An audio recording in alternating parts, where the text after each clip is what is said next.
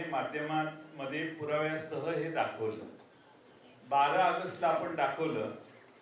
दुपारी 3 वाजता आमच्या पक्षाने, आमच्या कार्यकर्त्यांनी तपासलं.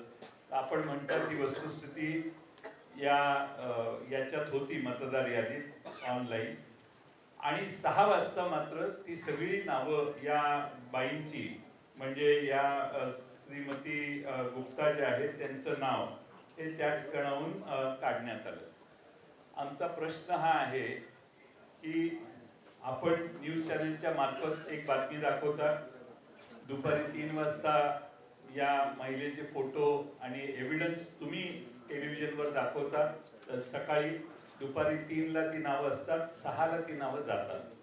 आमचा प्रश्न आम्ही निवडणूक आयोगाला विचारलेला आहे की ही नावं कुणी काढली, कुणी त्यावर तक्रार केली, तक्रार कधी करण्यात आली आणि कुणी स्थळ पाहणी केली आणि हे फोटो एकाच महिलेचे आहेत याचं व्हेरिफिकेशन करण्याच्या कुणी नावं काढली. आमचा दावा असा आहे आणि आमचा समज व्हायला लागलेला आहे की राज्य निवडणूक आयोग किंवा केंद्रीय निवडणूक आयोगाचा सर्व्हर हा महाराष्ट्रात दुसरा कोणीतरी चालवतो असा आमचा आता अनुभव व्हायला लागलेला आहे. आणि दुसरा कोणीतरी परस्पर या मतदार याद्यांमध्ये नावं घालतो, मतदार याद्या उघड झाल्या की नावं काढतो.